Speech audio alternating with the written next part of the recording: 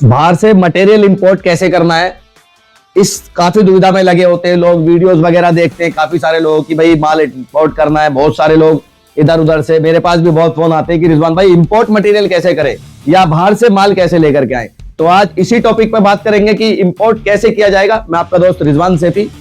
तो सबसे पहले तो आप ये दिमाग से भरम निकाल दीजिए अपना कि हम मटेरियल इंपोर्ट कर लेंगे, क्योंकि ये इतना आसान नहीं है कि जितना आसान हम लोग सोचते हैं कि यार बाहर से मटेरियल ले लेंगे, ऑस्ट्रेलिया से ले लेंगे, यूएस से ले लेंगे, अमेरिका से ले लेंगे या इधर उधर से मटेरियल ले लेंगे। भाई इंपोर्ट का जो गेम है वो बहुत बड़ा है। इंपोर्ट करने के लिए एक क्वांटिटी चाहिए होती है और एक क्वांटिटी के लिए फिर एक अमाउंट चाहिए होता है।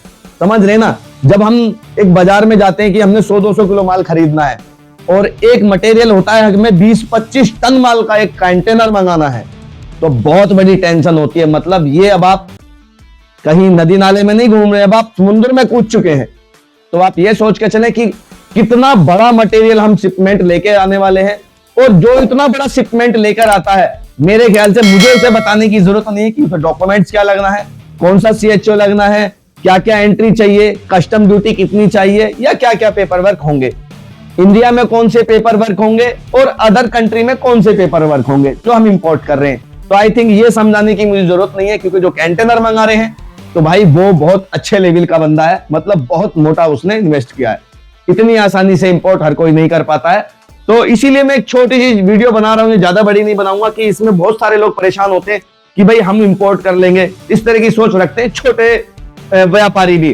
तो उन व्यापारियों से मैं यही कहना चाहता हूं कि आप इतनी ज्यादा टेंशन इन चीजों में ना ले। इंपोर्ट में जो इंपोर्ट का गेम खेल रहा है उसको खेलने दे, क्योंकि जब आप शुरुआत में इंपोर्ट के गेम में घुसेंगे तो शर्तिये आपका नुकसान तय है।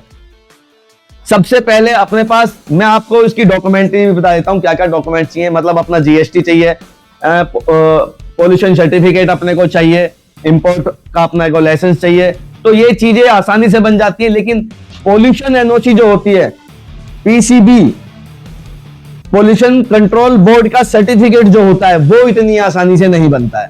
खैर हमने इधर उधर से करके ये बनवा भी लिया, तब भी इतना आसान नहीं है कि यहां से हम बाहर से मटेरियल बुक करें, मटेरियल जाके देखें, मटेरियल लें।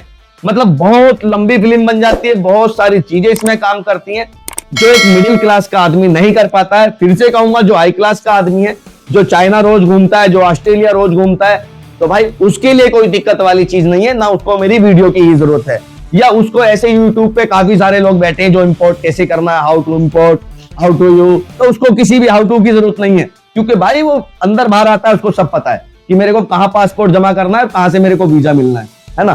तो इस चीज को समझे। जो मिडिल क्लास व्यापारी है वो इंपोर्ट एक्सपोर्ट के चक्कर में बिल्कुल ना पड़े।